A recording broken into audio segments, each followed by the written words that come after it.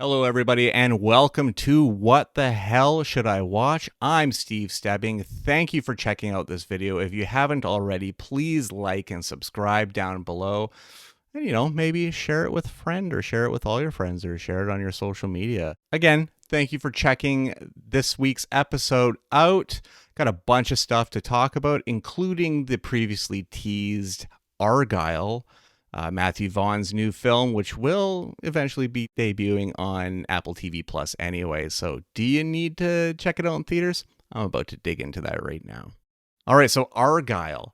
I was looking forward to this film, not because that there was a Taylor Swift conspiracy theory that she may or may not have been Ellie Conway, the writer of the novel that this was adapted from, which hadn't been released as far as the movie had been released, and played by Bryce Dallas Howard in the movie.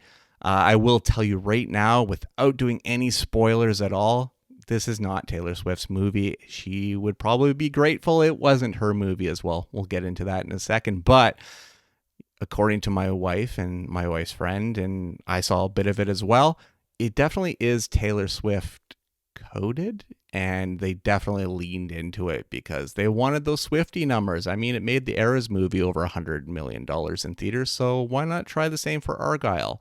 Did it work after the first weekend? It did not really work. It got them about $19 million. Oh my God. I am never going to financially recover from this. But the cast is seriously good in this one. Besides Bryce Dallas Howard, you have Sam Rockwell, Bryan Cranston's in this, Catherine O'Hara, Henry Cavill, John Cena.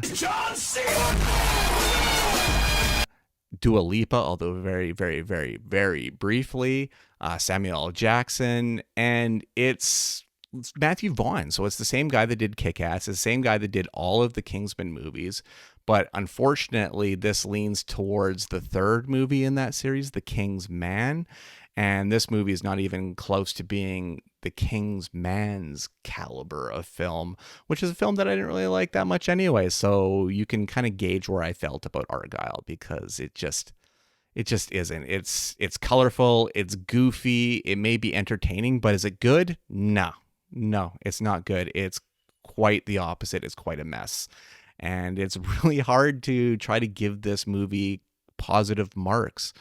Sam Rockwell, charming as always. The guy always finds an opportunity to start grooving, and you kind of love that about the dude. Bryce Dallas Howard, beautiful as always. I have such a soft spot for her. I really adore her. I like that she's directing episodes in the Star Wars universe television. To see her get a lead role in a movie, I mean, years removed from Jurassic World, I thought was pretty cool. I also thought it's weird that they released this movie into IMAX theaters. I mean, not in the area I am, but in the bigger, more populated, bigger cities.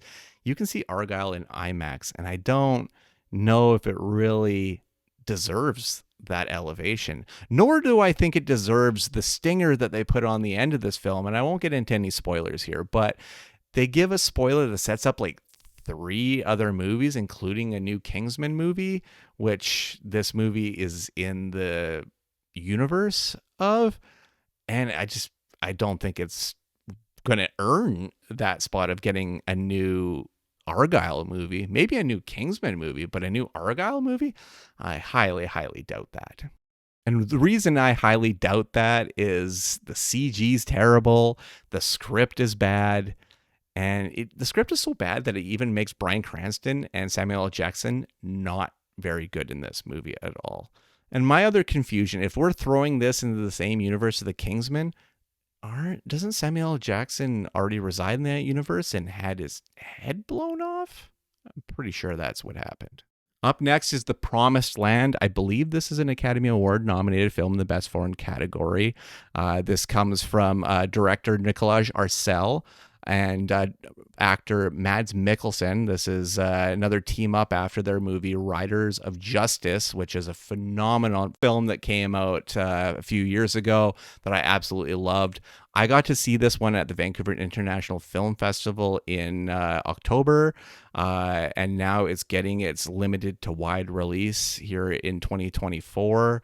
And basically, Mads Mikkelsen plays a man that is basically trying to make his nobility in Denmark in the 1800s, and is given a patch of land that basically is unworkable.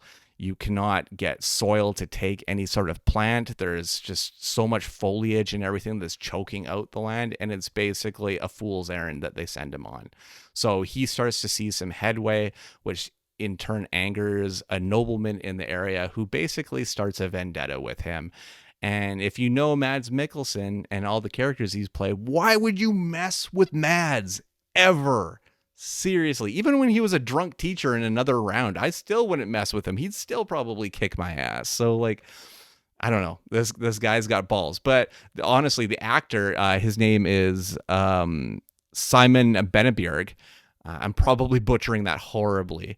Almost steals the show. He is this aristocratic and ruthless a-hole that is clearly driven by ego and the mechanizations of that, and will take it to whatever extent he can to snuff out Mads Mikkelsen's plight to make fertile soil and to make an encampment and thus a village and a town and whatnot. Just beautifully done.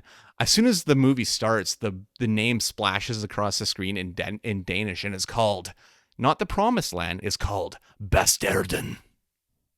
And I really like that. I'm like, damn, American audiences, we should have just kept this title as Bastarden.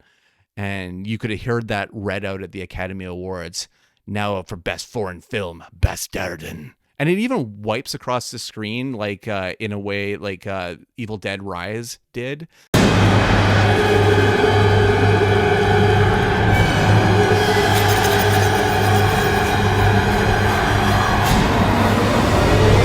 Last year, which was like probably my favorite title card of the year.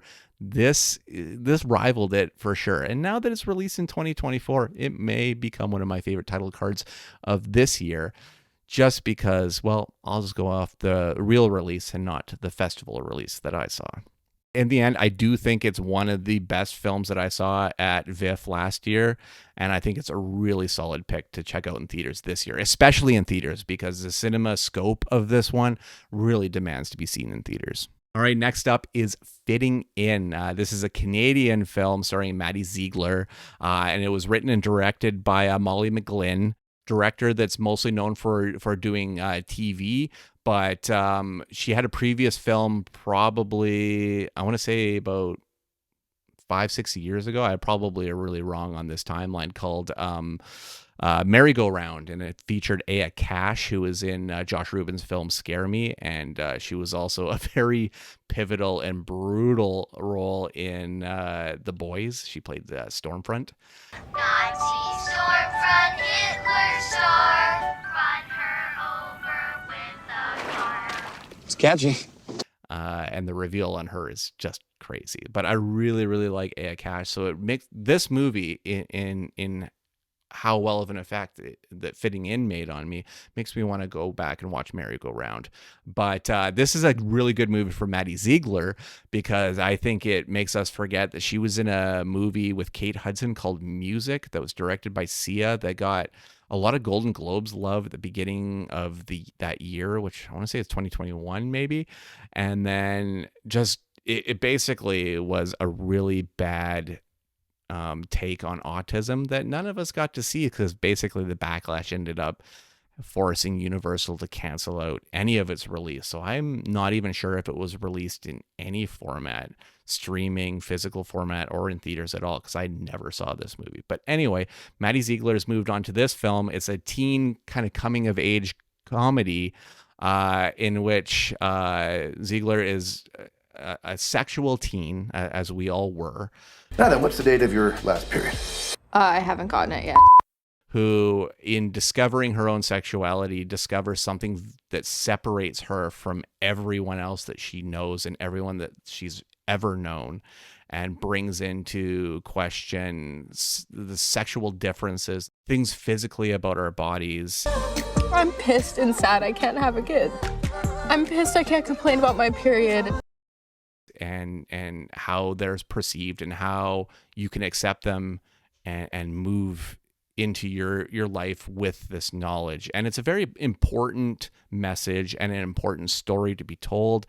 I think maybe the execution was a little lacking. I think the writing for the teens felt a little forced and it did feel a little bit like an adult writing for kids. But I think largely it still works. Ziegler is so endearing in this film, as is her mom, played by Emily Hampshire, who Schitt's Creek fans will know as Stevie from that show. She is really great in this one, and kind of un-Stevie like they are able to separate, like she's able to separate and become her own character, especially for all of those people that are kind of ingrained with watching all those seasons of Schitt's Creek. When you see her, you kind of have that thought in your mind, but it is kind of dispelled pretty regularly. I mean, this is she's Canadian cinema royalty in my personal opinion. For me, it goes back to 2006 with Snowcake, a film that takes place in Wawa, Manitoba, with Sigourney Weaver and Sir Alan Rickman.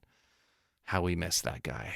Every time I see him in something, I miss him, but I digress. I think as far as a Canadian comedy, coming of age comedy, that this film hits all of the notes that it should, plus giving you some food for thought to kind of chew on afterwards, if we're talking about sexual awareness or being able to bridge that gap between parents and child to talk about these things and make our kids feel safer and everything. I think that this movie opens up that conversation beautifully, and Molly McGlynn did a really solid job with this. I just wish that the story and the script were tightened up just a little bit, but doesn't make it a bad movie by any means. It's actually a pretty damn good movie. All right, so this weekend I took in kind of a weird one. It's called Out of Darkness. I don't think a lot of people are going to check this one out, but Bleecker Street was the producing studio on it, so it's not like it's a low budget film, but it was done. It's a Scottish film done also through the British Film Institute, and it was done by a writer and director named Andrew Fleming, and it's a really interesting one because it takes place in the Stone Age of, I think they're saying 45,000 years ago, and basically it's about a group of essentially cave people that row up on land where they think that they can start their new lives here. And as nightfall hits, they start to realize quickly that they are not alone. And this film loves to languish in campfire scenes where you've got the glow of the campfire illuminating your characters and then just kind of darkness everywhere. And it does it in such a great way where you kind of feel the claustrophobia of it. Plus, there's a really great score and sound design to keep you immersed in everything.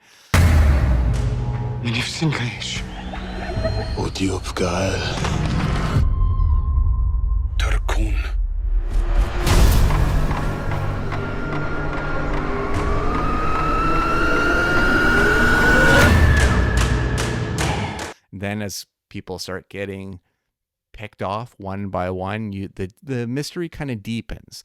I will say that the third act leaves me a little bit in the middle. Like, I can understand why they went with this ending over other elements, but at the same time, I was wishing that they would play with some of these other elements.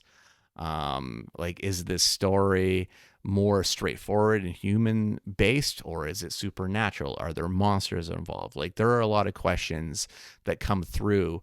Was I satisfied by the third act of it? I'm not entirely sure about that. There is also some really good, just one really cool kind of gory body horror like sequence that I thought was really, really well done and effective, and haven't seen something done quite like it. But it wasn't enough to elevate it to like kind of superstardom. It just kind of makes it a good movie, a movie that's worth watching, but nothing that you're going to feel any sort of FOMO when someone is talking about it. Next up is a character drama with a little bit of thriller aspect to it, called Marmalade. And this is written and directed by Keir O'Donnell. Keir would probably most be known as the arty recluse brother in Wedding Crashers. I'm not perfect, but who are we kidding? Neither are you. And you want to know what? I dig it. Jeremy tried to seduce me! You did? I want my painting back. The painting was a gift, Todd. I'm taking it with me. Or the bad guy in Paul Blart Mall Cop. Like, those are probably his two biggest blockbuster releases, I would say.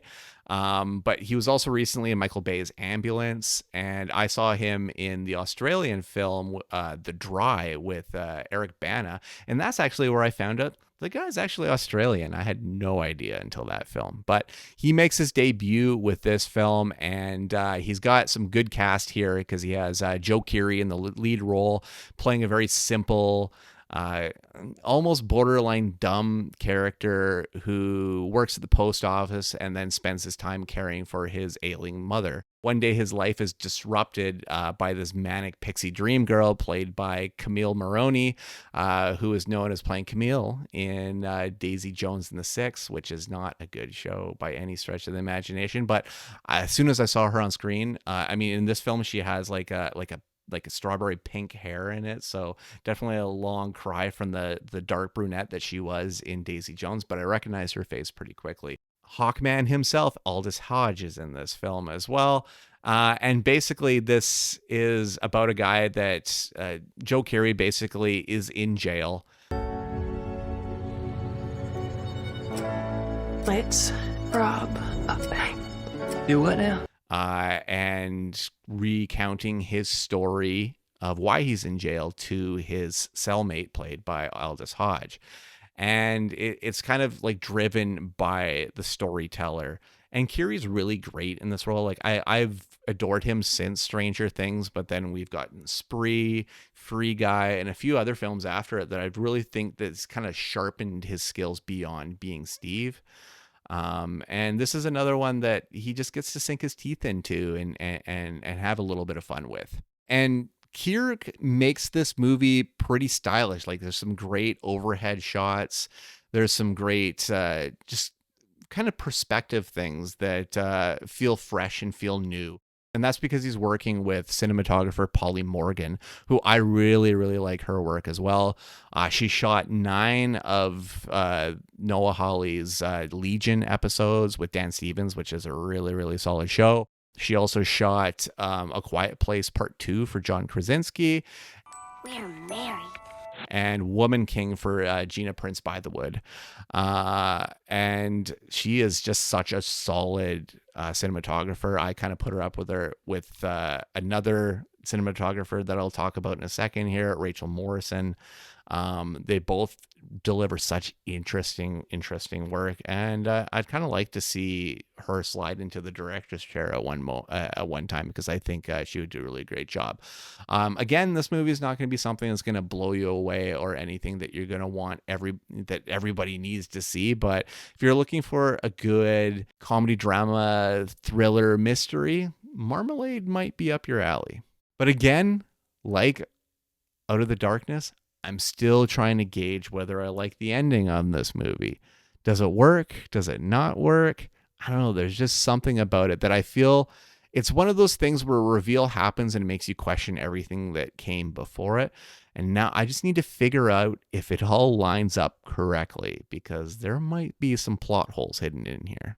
All right, so new on Criterion, came out last week, but I finally got a chance to check it out because it still exists on Netflix. The 2017 Dee Rees film Mudbound. This is her second feature film, and I definitely slept on this movie. Like, I don't understand why I missed out on this. It's kind of like when One Night in Miami came out on Criterion. I hadn't seen it yet, so I finally did once I got the disc. That's kind of the same thing with this one. And I mean, it was an Academy Award nominated film in many regards. I believe it got 4 Oscar nominations: supporting actress for Mary J. Blige, adapted script, cinematography, and original song, which was by Raphael Sadiq, Mary J. Blige. Tara Stinson was also a writer, and it was called Mighty River. So yeah, it got 4 nominations. Still didn't check it out. And I like the cast in it. I mean, Jason Clarke's in this one, Carey Mulligan. Always great to see Carey Mulligan and stuff. Garrett Hedlund, who is phenomenal in this movie. Jason Mitchell, who was really good in this movie as well. People may know him from playing Eazy-E in Straight Outta Compton. Rob Morgan, who is a character actor who has appeared in a lot of different things. He is the best piece in this film, like my favorite piece in this one, playing Hap. Just such a brilliant performance. And Jonathan Banks from Breaking Bad is in this one. And of course, Mary J is in this one. And everyone is so phenomenal in this one. Dee Rees does such an incredible job.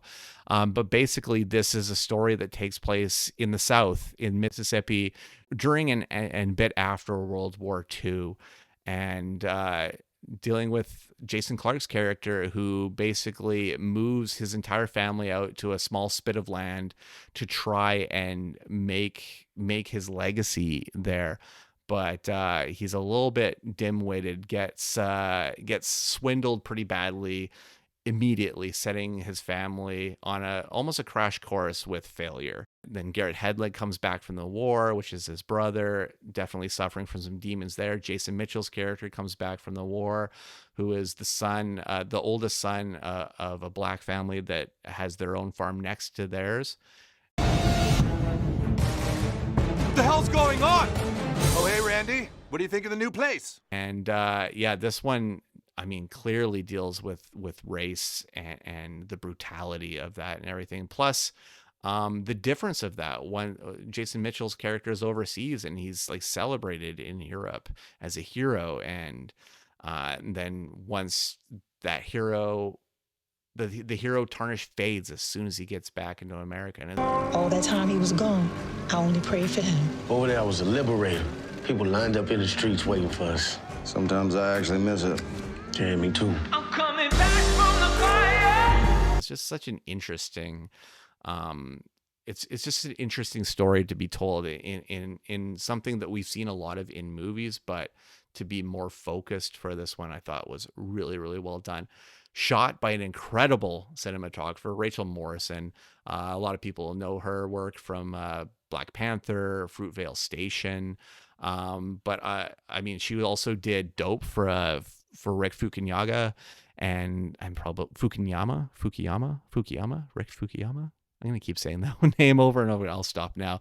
But Dope is such a dope movie, and the vision of it is a lot of reason why I love that movie. But she also did Sound of My Voice, which is a little indie film from the early 2010s that I absolutely love. Such a great film. So it's cool to see Rachel Morrison get another sweeping film that got her Academy Award nominated again, because I think this would have came after the nomination for Black Panther. So I'm pretty sure she was nominated for that as well. But I honestly think it's a very important film.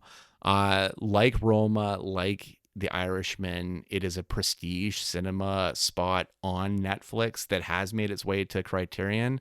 So if you're a film buff like I'm a film buff, you're going to want to own this on Criterion Blu-ray. But if not, it's still available to watch on Netflix now. Since we're talking about Mudbound, which came out last week on Blu-ray, I also wanted to make a quick mention that Thanksgiving is available on Blu-ray from Sony Studios. Great film from Eli Roth, realizing his little trailer that it played during Grindhouse into a big feature. I covered it on this show a few weeks back. Also the same with Silent Night. That is on Blu-ray from Lionsgate Entertainment. Joel Kinnaman in a largely pretty much fully dialogue-less action movie that's set at Christmas time in all that John Woo fashion. And it doesn't translate well from being a Chinese director to an American film. I just will say that. Also, Eileen is out on Blu-ray. It's the new film from William Oldroyd, who did Lady Macbeth. This one stars Thomasin McKenzie, a very sexually charged thriller mystery. Again, all these films I covered on episodes of What the Hell Should We Watch. Just kind of go back in the video list and look for the hashtags. You'll find which episode I talked about it on. So let's hit up another Criterion film, and this one's really special because it just so happens to be one of my favorite films of all time, as Danny Boyle's Trainspotting is now a Criterion film, spine number 1204. Yeah, it is a brand new addition to the collection, but such a well-deserving one because we do already have a Danny Boyle film in the Criterion Collection because Shallow Grave is there. So are we going in a bit of a chronological order in celebrating Danny Boyle Criterion? Like, is The Beach going to be Criterion next? I'd be okay with actually. I really like The Beach as well. But Trainspotting is a number one. I love Trainspotting 2 as well. So I know there's people out there that didn't really get that one, but I really dug it. But I mean, this cast in this original movie, you have a young Ewan McGregor, you have young Robert Carlyle. Leave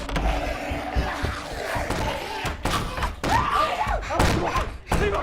Just leave him! I see him! Leave him!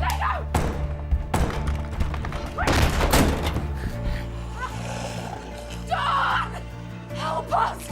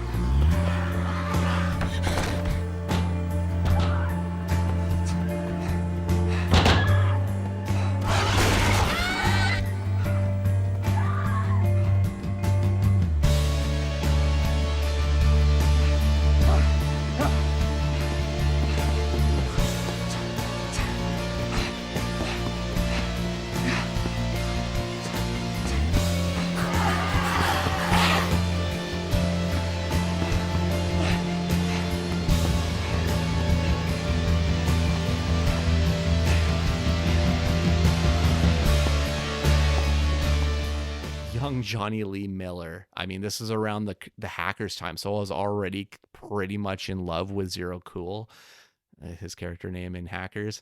But Kelly MacDonald is in this one. Kevin McKidd, long before he ever stepped into the halls of Seattle Grace Hospital to play Sandra Oh's love interest eventually and do that horrible musical episode. There's so much greatness about this movie. I mean, it's Danny Boyle, probably one of his crowning achievements cinematically, in my personal opinion. It's shot incredibly by Brian Tufano, who is just a legendary cinematographer. I mean, mostly he probably got celebrated a lot for Billy Elliot. For me, I knew his work at a young age because he did The Who's Quadrophenia. But he also did Shallow Grave for Danny Boyle, as well as, what was the other one? Lifeless Ordinary. So he did a lot of Boyle's early stuff. Actually, that would be the next one that would be Criterion if we were going in order. It would be Lifeless Ordinary, not The Beach. Lifeless Ordinary is a little less deserving of a Criterion, in my opinion. I still like the film, but it's a little less deserving. I think there's probably a lot of people like, what is that movie? A Lifeless Ordinary? Ewan McGregor, Cameron Diaz, Angels. Check it out. But visually, Trainspotting is one of the most unforgettable films that was a big kicking to me in loving cinema. Like, this came out in the mid 90s and rocked my world. The baby crawling on the ceiling, him sinking into the carpet after he took a hit of heroin, coming out of the toilet, swimming in the toilet looking for his pills. Like, just like so much great things. Begbie throwing the stein over his head and smashing on that woman's head down below.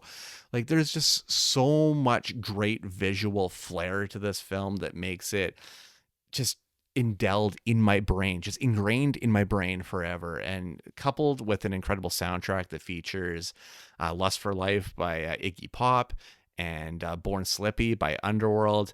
All of this stuff is also examined on featurettes on this Criterion Collection edition. And I will say, though, like, this is a digipack edition.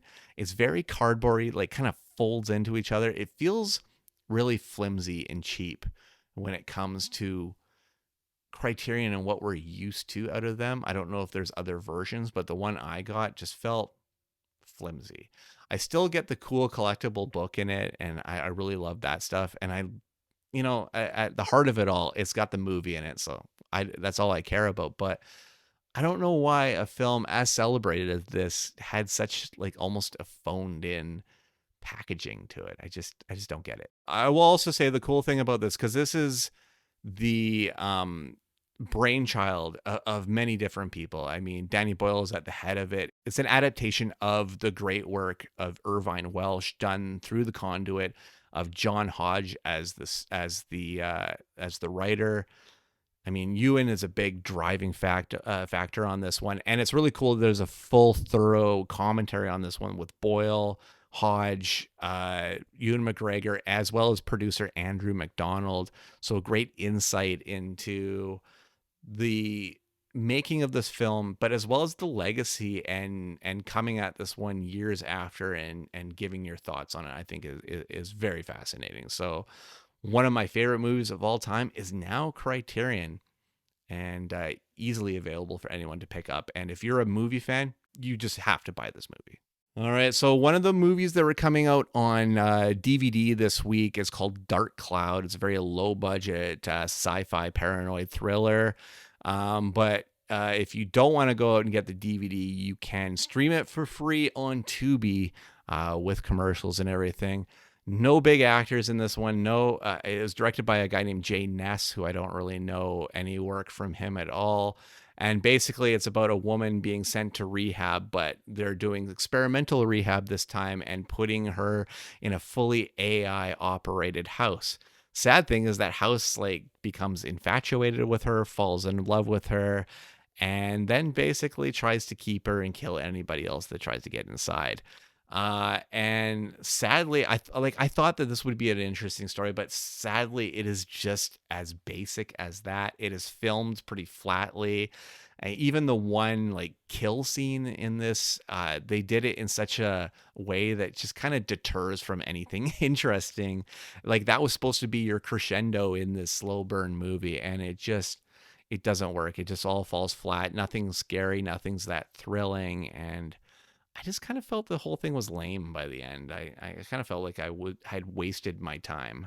I don't know really why I watched it besides the AI paranoia in it and the fact that it's such a hot button issue. I was like, well, maybe I've seen something like this before, because I think Pierce Brosnan did a film, IT, which was about a fully automated AI house. But again, this film feels like been there, done that. And it feels like maybe they should have done this story at the cusp of the artificial intelligence rage. Not I feel like we're in the 7th inning right now of AI discovery. So it feels like the wrong time to do this one. Let's get to some geek outs this week. 2 of them are going to be from Warner Archive, sent to me through the lovely people at moviezing.com. And the first one is a Kenneth Branagh Shakespeare movie. A big portion of his career is Shakespeare. So this one's really interesting, though, because it's not an actual adaptation of his work, of Shakespeare's story, but about a bunch of actors coming together because they're going to be making Hamlet. And the film is called A Midwinter's Tale. And it's very interesting that he made this film at the time, because this was made in 1995. In 1996, he would make Hamlet, the Mel Gibson Hamlet, before the sugar tits time of Mel Gibson, when we were still accepting of him playing Hamlet. I don't know if we were accepting of him playing Hamlet at the time. I'm talking out my butt, but he hadn't called anyone sugar tits that we know of that time. So he was winning in our minds. And this was just after Braveheart too. So he was still kind of William Wallace hero-y in our minds, at least to my young, impressionable mind at the time. But, sugar tits and all. But this is really interesting because it's a great mix of the reality of the time plus being an actual film about actual actors and everything, because the conduit for this film is that a character named for Kenneth Branagh is a character named Joe Harper. He's played by Michael Maloney in this one, but he's basically who Branagh's representation is in this film. And it's funny because he keeps talking about that he turned down a big sci-fi trilogy so that he could come and get back to his roots and do Hamlet and get in touch with what made him love being an actor, which is really funny because Kenneth Branagh was offered the role of a young Obi-Wan Kenobi before Ewan McGregor was offered it. He turned it down. So this is kind of like reality and art meeting up just in that nerdy sense. So I thought that was kind of funny. And it's interesting to know that Kenneth Branagh paid for this movie to be made all out of his own pocket, all using the profit made from Mary Shelley's Frankenstein, the film that he did previously in 1994 with Robert De Niro himself and Emma Thompson, Helena Bonham Carter. I think it was Helena Bonham Carter. I haven't seen that movie in a long time. I should give it a rewatch because I know it was critically panned at the time, but it might have aged okay. I know the makeup of De Niro is pretty cool. At the head of it, Midwinter's Tale is a movie buff's film through and through. Like, it's largely a lot of talking, a lot of actors being grandiose and big. But I mean, these are some of the big actors and stuff. Like John Sessions is in this one. Like it's all of those character actors that you've seen in British stuff since the late 80s, in prominent roles this time, and all recognizable faces. And hopefully you can go through the cast after him and finally, for once and for all, put some faces to these names because they really deserve it. Also, it's all done in black and white, which, as far as cinema fans go, it's kind of a sweet spot for us sometimes. That black and white just hits well. I mean, I just watched Poor Things recently, and I really loved the black and white work in that one too. So, and all of that said, I really, really dig when Branagh does Shakespeare. It always comes through well. Probably because I was ingrained with this from a young age, because my dad rented the Much Ado About Nothing that Branagh did in the early 90s. He rented it on VHS, and I ended up watching it with him when I was a kid. And I mean, I really loved that one. So every time that I saw Branagh had another Shakespeare one, I dug into it right away. And I mean, the conduit's pretty good with Much Ado, because you got Denzel, you got Michael Keaton, and I believe Keanu Reeves is in that one too. I feel like Keanu Reeves is in that movie. I may be wrong. But anyway, Warner Archive has another Branagh Shakespeare for you to check out. Next up is Saving Grace. This is a fun one. Came from 2000. It's an Irish comedy. And when I was working at the video store back in the day, I used to recommend this to people so much. Like, if you were over 40 and wanted like a solid drama, solid comedy drama, you were getting a copy of Saving Grace put into your hot little hand. And now that I have on Blu-ray, I am so tickled by this because it has 2-time Academy Award nominee Brenda Blethyn in the lead role, opposite Craig Ferguson, who is he is the greatest late night television host to have a skeleton as a co-host. He's the greatest to ever do it. I can't think of anybody else that would take that mantle away from him. He's he's the best. He's the best to do it. He also co-wrote this movie as well, which makes me adore him that much more. Craigie Ferg is the best, and I miss him on television, if we're being completely honest. Basically, this movie follows Brenda Blethyn as a woman who's dealing with the suicide of her husband and the possible loss of her farm unless she finds something new to harvest to bring the money back to the farm. So with her groundskeeper, played by Craig Ferguson, she finds that cannabis might be the best way to get the bankroll going again, and so the two look to get their farm restarted in this sense.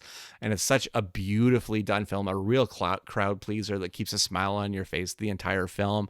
And Nigel Cole, the director of this film, he kind of specializes in those type of films because he also did Calendar Girls, Made in Dagenham, and did some American films as well, a lot like Love with Amanda Peet and Ashton Kutcher, as well as $5 a Day with Jason Lee, and Christopher Walken is in that one too. Just a really, really fun movie. Oh, and Sharon Stone's in that movie. That's a really great one. The American films weren't as well received as the British ones, but I own A Lot Like Love, and I still really like that movie.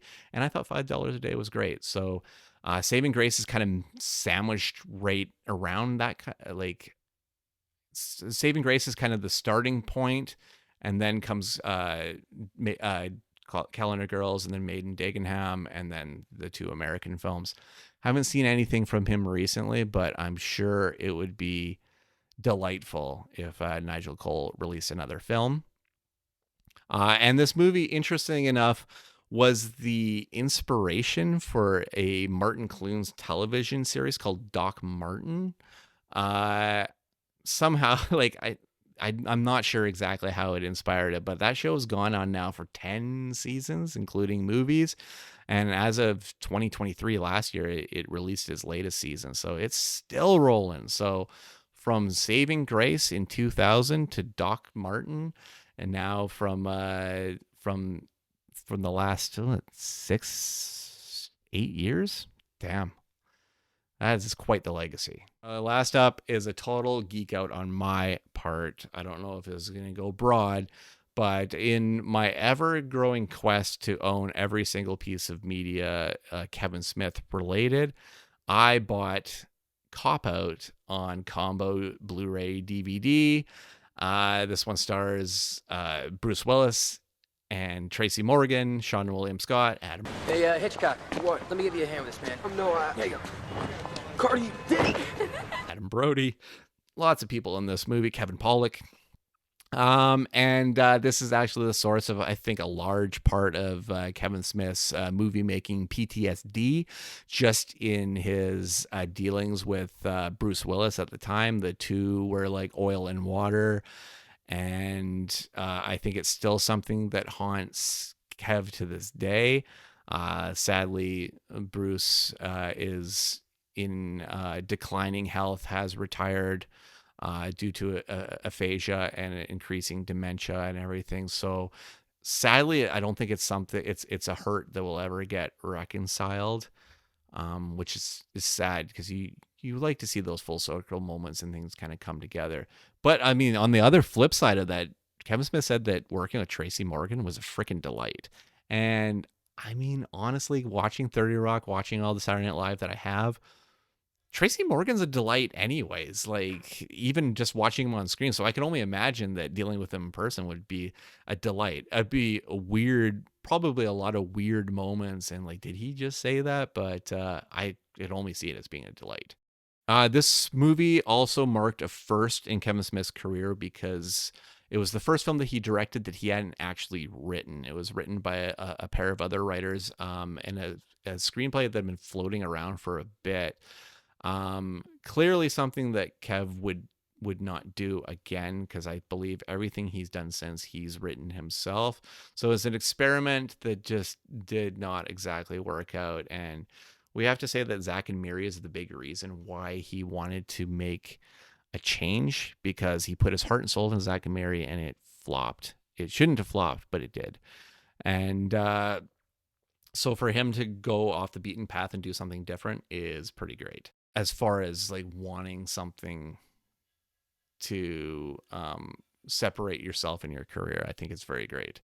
But the film, the film on the other hand, isn't great. It's got its moments for sure, but it just feels like it's lacking a bit of sauce almost consistently throughout. And that's probably down to the point that Kevin Smith doesn't have the full tether that he usually does on what he's filming and what he's trying to say. And the fact that him and his lead star were not getting along and to a point where Bruce Willis wouldn't even listen to anything that Kevin had to say on set. So that definitely had something to do with it. But I do like how this film feels like it would have been easily made in the 80s. And if it was made in the 80s with that scope, it probably would have been a more memorable film, I think. The score is a big reason why I think this film kind of fits in that microcosm. It's because he got a guy to come out of retirement to do an 80s style score, and that's Harold Faltermeyer. He was the guy that did the score for Beverly Hills Cop. He did it for Fletch. He did it for Top Gun. Like this, he was like the guy of the time. So Kev himself got the guy to come out of retirement so he could score this film. And I really do like the score to this movie. Like it has that feel of what made me love movies in the 80s. And I really feel like that's what Kev was going for. Unfortunately, there's just the movie around it just does not add up to anything great. All right, so that is it this week for What the Hell Should I Watch? I really don't have anything to tease for next week because I don't even have anything in theaters in Penticton here that I can go check out to bring as my number one movie for the next week. So next week is going to be a mystery bag week. Are you crazy? We'll take the boat. No, not so fast, Lois. A boat's a boat, but the mystery box could be anything. It could even be a boat. I will say that now on VOD, before I head out, you can check Werner Herzog Radical Dreamer out. It's a movie I reviewed a few weeks back that was playing in limited release, but now it is on VOD. I implore film fans to go find this documentary about one of the greatest and most idiosyncratic directors out there and get into the madness that is Werner Herzog. But thank you everybody for checking out this episode this week. Please like and subscribe to my YouTube page if you haven't already. Just Steve Stebbing. You can search in YouTube. You can find my website, stevestebbing.ca. I'm also on the Shift Heads group with Shane Hewitt, the Facebook group, as well as the website, shiftheads.ca. You can find me on Twitter, Instagram, Threads, Letterboxd, at the Stevel Dead.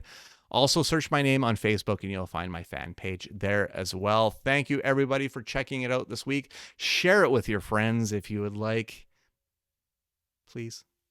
And we'll catch you next week.